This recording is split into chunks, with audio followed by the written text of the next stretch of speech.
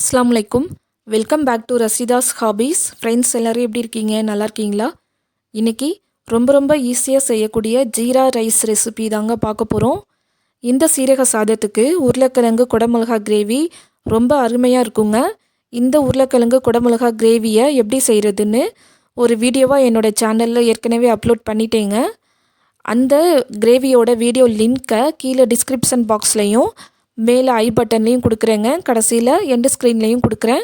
உங்களுக்கு தேவைப்பட்டுச்சுன்னா போய் பாருங்கள். அந்த கிரேவி இந்த ரைஸுக்கு அருமையாக செட் ஆகும். இப்போது இந்த ரைஸுக்கு தேவையான சாமான்லாம் என்னென்னு பார்க்கலாம். இன்றைக்கி நான் 1 டம்ளர் பாஸ்மதி ரைஸ் எடுத்துருக்கிறேன். இந்த பாஸ்மதி ரைஸை நல்லா 3-4 டைம்ஸ் வாஷ் பண்ணிவிட்டு ஒரு அரை மணி நேரத்துக்கு தண்ணியில் ஊற வச்சுருக்கிறேங்க. இந்த ரைஸை தாளிக்கிறதுக்கு தேவையான சாமான்லாம் பார்த்துடலாம். 1 டீஸ்பூன் ஜீரகம் எடுத்துருக்கிறேன். காரத்துக்கு 2 பச்சை மிளகா எடுத்துருக்கிறேன். 2 கிராம்பு, 2 ஏலக்காய், 1 துண்டு பட்டை, 1 பிரிஞ்சி இலை, 1 அன்னாசி பூ எடுத்துருக்கிறேங்க. கொஞ்சமாக கொத்தமல்லி தலைகளையும் கட் பண்ணி சின்னதாக கட் பண்ணி வச்சுருக்கிறேன். ஒரு 10 முந்திரி பருப்பையும் எடுத்துருக்கிறேங்க.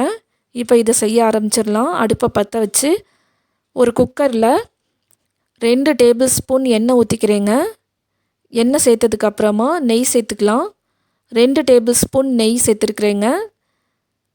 எண்ணெயும் நெய்யும் சரிசமமாக சேர்த்துருக்குறேன். அடுத்ததாக பிரிஞ்சி இலை சேர்த்துக்கிறேன். ஒரு துண்டு பட்டை, ஒரு அன்னாசி பூ, 2 கிராம்பு, 2 ஏலக்காய் சேர்த்தாச்சுங்க. இப்போ இதில் 1 டீஸ்பூன் ஜீரகத்தை போட்டு தாளிச்சுக்கிறேன். ஜீரகம் நல்லா பொரிஞ்சிருச்சு. இதை நல்லா மிக்ஸ் பண்ணி விட்டுக்கலாம். அடுத்ததாக முந்திரி பருப்பு சேர்த்துக்கிறேங்க. முந்திரி பருப்பு சேர்த்துட்டு இதுக்கும் ஒரு மிக்ஸ் கொடுத்துடலாம். முந்திரி பருப்பு பொன்னிறமாக ஃப்ரை ஆகிற வரைக்கும் வெயிட் பண்ணலாங்க. இப்போ முந்திரி பருப்பு நல்லா ஃப்ரை ஆகிடுச்சு. பச்சை மிளகாவை நடுவில் இந்த மாதிரி கீறி விட்டு வச்சுருக்கிறேன். இந்த கீரிய பச்சை மிளகாவை இதில் சேர்த்துக்கிறேன். நான் சேர்த்துட்டு இந்த ரைஸு வேகிறதுக்கு தேவையான அளவு தண்ணி சேர்த்துக்கலாம். நான் இன்றைக்கி 1 டம்ளர் பாஸ்மதி ரைஸுக்கு 1.25 டம்ளர் தண்ணி விட்டுக்கிறேன். எல்லோரும் 1க்கு 1.5 தான் சேர்ப்பாங்க. ஆனால் எனக்கு 1.25 கரெக்டாக இருக்கிற மாதிரி இருக்கும். அதனால் 1 டம்ளர் பாஸ்மதி ரைஸுக்கு 1.25 டம்ளர் தண்ணி சேர்த்துக்கிறேன். சேர்த்துட்டு ஊற வச்சுருந்த ரைஸையும் சேர்த்தாச்சு, உப்பையும் சேர்த்தாச்சு. இப்போ இதை ஒரு விசில் விட்டு எடுக்கலாம்.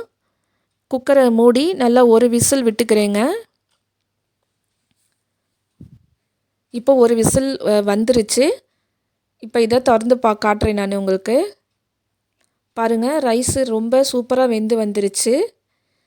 இப்போ இந்த வெந்த ரைஸுக்கு மேலே கொஞ்சமாக கொத்தமல்லி தலைகளை தூவிக்கிறேன். இப்போ இதுக்கு லைட்டாக ஒரு மிக்ஸ் கொடுத்துடலாம். பாருங்கள், ரைஸு எவ்வளோ உதிரியாக பொலன்னு வந்திருக்குதுன்னு. அதே சமயத்தில் நல்லா குலையாமல் கரெக்டான பதத்தில் வெந்திருக்குது. அவ்வளோதாங்க, ரொம்ப ஈஸியாக டக்குன்னு செஞ்சிடலாம். இந்த ரைஸை ரெடி ஆயிடுச்சு. இந்த சீரக ரைஸை இப்போ ஒரு பிளேட்டுக்கு நான் ட்ரான்ஸ்ஃபர் பண்ணிக்கிறேங்க. அவ்வளோதாங்க, ஜீரக ரைஸு ரெடி ஆயிடுச்சு. இந்த வீடியோ உங்களுக்கு பிடிச்சிருந்தா குட்டியாக ஒரு லைக் போட்டுருங்க. ரொம்ப பிடிச்சிருந்தா உங்கள் ஃப்ரெண்ட்ஸ் அண்ட் ஃபேமிலி சர்க்கிள் கூட ஷேர் பண்ணி எனக்கு சப்போர்ட் பண்ணுங்கள். மறக்காமல் என்னோடய சேனலை சப்ஸ்கிரைப் பண்ணி வச்சுக்கோங்க. பக்கத்தில் இருக்கிற நோட்டிஃபிகேஷன் பெல் ஐக்கானையும் ப்ரெஸ் பண்ணிக்கோங்க. அதில் ஆல் பட்டனையும் கிளிக் பண்ணி வச்சுக்கோங்க. அவ்வளோதான் ஃப்ரெண்ட்ஸ், இவ்வளோ நேரமாக இந்த வீடியோவை பொறுமையாக பார்த்ததுக்காக தேங்க்ஸ் ஃபார் வாட்சிங்.